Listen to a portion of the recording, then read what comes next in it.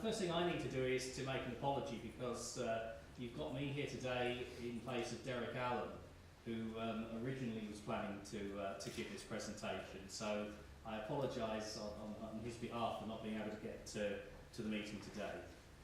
What I'm going to be talking about is the energy challenge that we have and the materials implications of that.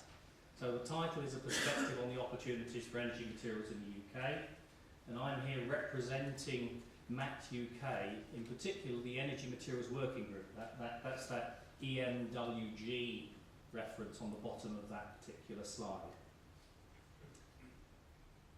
Okay, so why is energy so important? Well, I think it's perhaps self-evident that it's in the press near enough every day for one reason or another. And there are three key issues with energy supply and energy usage in the UK. Security of supply has gone up the agenda recently. There have been blackouts in certain countries, and it's certainly true that the UK's ability to supply has narrowed relative to the demand requirements in recent years, and that is something that is a concern out into the future.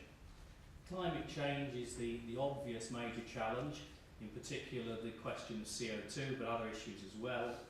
And underpinning all of that is the fact that our energy supplies have to be affordable to drive our industry and for our domestic customers to be able to afford to survive in the difficult financial times that we have at the present moment.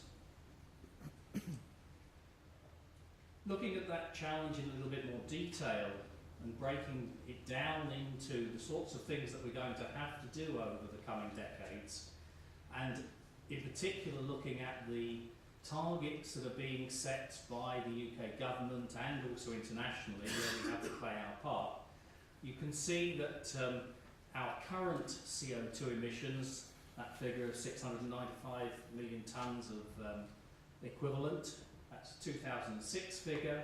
We're aiming to reduce that substantially by 2020 and further to out to 2050, where we're talking about an equivalent of an 80% cut on 1990 levels. Now, if you look at that column on the left, that gives you an indication of the different sectors and their contribution to that CO2 emissions challenge.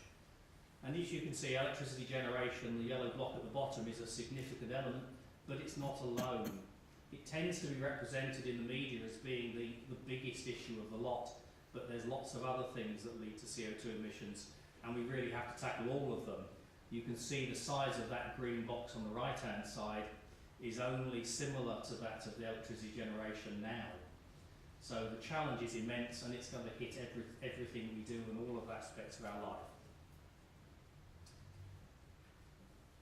So what do we expect the situation to be in 2020, and what is the opportunity, if you like, that comes out of this challenge? It's that classic phrase that we're not going to give up on it, we're looking for the opportunities that come out of these challenges. So the expectation is that there will be well over 1 million people working in new green-related jobs. Many of our homes will have benefited from improved technologies. I mean, we all know that there's support for further insulation, but certainly all of our new housing will be much improved on what it is today. Something like 40% of our electricity supply will come from low carbon sources, and that's a mix because we have to do everything. No one technology is a winner here.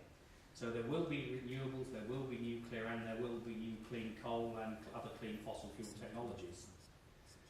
The challenge is also there that we'll be importing something like 50% of our natural gas.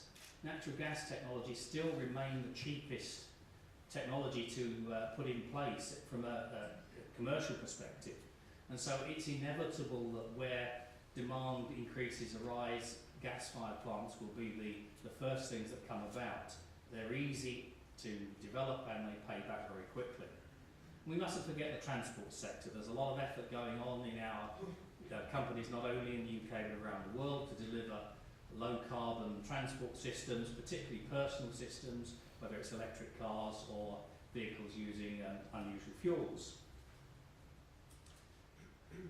So what are the opportunities? Well, looking at each of the sectors in turn, the power sector represents something like 30% or so of the UK CO2 emissions.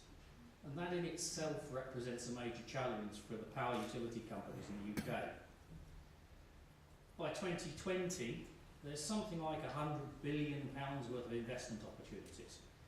UK power sector has a reputation for providing technology all around the world, and we're not alone in needing these new technologies, particularly in the Far East countries such as China and India, which will continue to use fossil fuels.